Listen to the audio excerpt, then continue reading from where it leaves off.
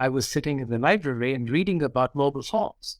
And I thought, wow, it was 1984. And I said, this is going to change the world. And I said, I've got to basically do something in this area. And so I went to my professor and asked him, hey, how do I go about doing this? And he said, I can't supervise you, but you can go to America and here are few professors who might be able to. So I wrote to them. One gave me a scholarship and I came to do a PhD in mobile phones. Everyone told me at that time, you're nuts because you won't get a job. There's got to be 1 million phones sold by 2000 and nobody's going to be working on this.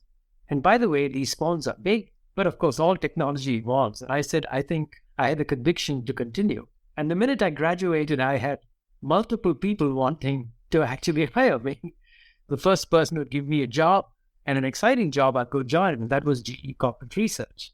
I took the job, I built a team, and we started basically inventing not just multiple cellular standards, but my boss came to me one afternoon and said, hey, invent a 10-meter link. I was not the main inventor. My colleagues were, but that's called Bluetooth today. You created that?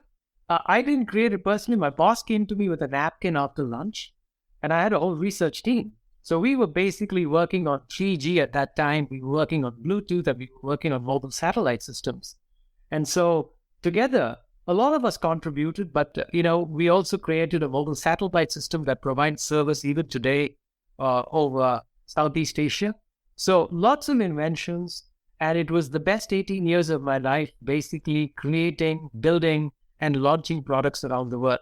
So is there anything that you worked on that you think was the right idea, but maybe just before its time? For example, we had another guest on our show, Sun Yu, who came up with an early version of Shazam, but at a time before streaming services or iTunes. There was just nowhere to send people to once they knew the song. Have you had a really great idea that flopped because it was just too early for the market?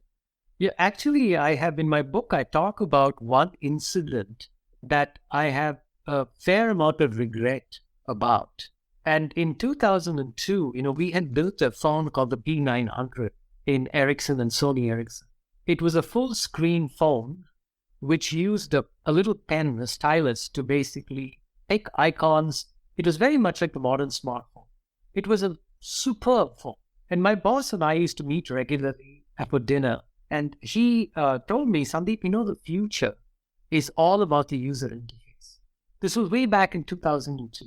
And he said, we should get rid of this pen and we should get people to basically use their fingers to pick icons, do things on their screen, no more keypads and stuff like that. And he had this vision of making this phone thinner and having this beautiful intuitive interface called the Feel interface, which Sony had invented. And if he had done that, it would have been the perfect precursor to the iPhone. For business reasons, the business decided to kill that product. Oh, geez. Every time you see an iPhone right now, you're probably like, geez. No, but actually I credit Steve Jobs and say, you know what? He had the guts to do this. We didn't. Got it.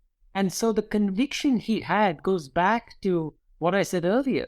This is why I admire him. He had the conviction to bet his business on it. And it is what got him to where he is.